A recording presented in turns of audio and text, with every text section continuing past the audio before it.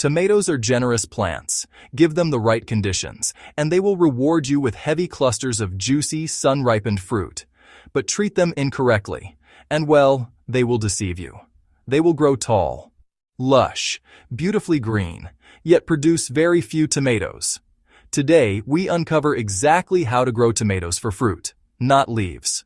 From soil preparation to pruning, watering, feeding, and harvesting, this is the complete tomato growing guide.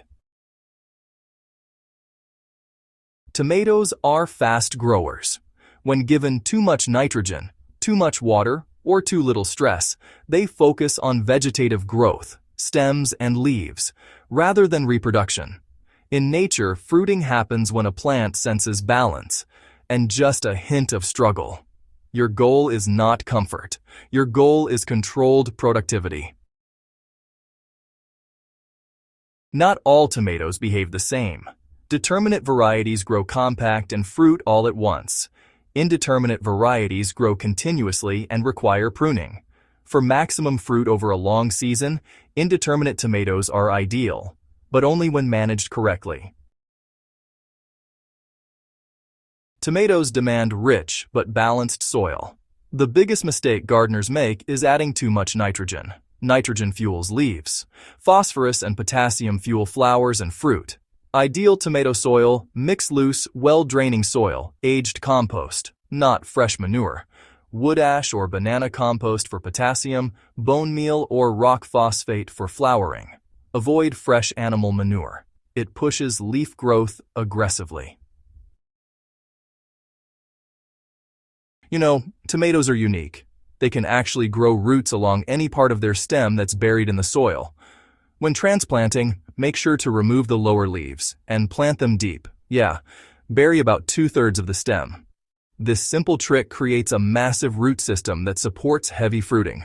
Strong roots also mean you get better control over top growth and, honestly, a much better nutrient balance. Too much water, and you'll just end up with way too many leaves. Tomatoes really prefer deep, infrequent watering. Here's the golden rule. Water only when the top 5 to 7 centimeters of soil feels dry. This kind of mild stress actually signals the plant to reproduce, pushing it to flower and fruit. Always water at the base. Never wet the leaves. Once your tomato plants start flowering, you want to stop feeding them nitrogen and switch to fruit-focused nutrition. Some of the best natural tomato boosters are wood ash tea for potassium, banana peel water, light and diluted compost tea, and crushed eggshells for calcium. Feed lightly every 10 to 14 days. Remember, more fertilizer doesn't mean more tomatoes. Unpruned tomatoes grow forests, not fruit. For indeterminate varieties, you'll want to remove those suckers, the small shoots that pop up between the stem and the branch. It's best to keep just 1 or 2 main stems only, and be sure to remove any lower leaves that are touching the soil. Pruning really redirects energy from the leaves to the flowers, giving you a better harvest in the end. Tomatoes need at least 6 to 8 hours of direct sun. In partial shade, tomatoes survive. But in full sun, tomatoes really produce. Rotate plants weekly if grown in containers to ensure even exposure. If you notice flowers falling off, the problem is usually excess nitrogen, extreme heat, water stress, or a lack of airflow. Gently shaking plants in the morning improves pollination.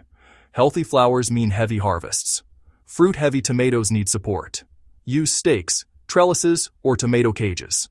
Without support, plants waste energy repairing damage instead of filling fruit.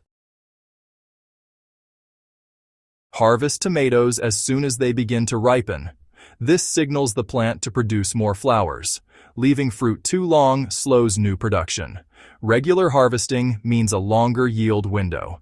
And here's the final truth about tomatoes. They do not need luxury.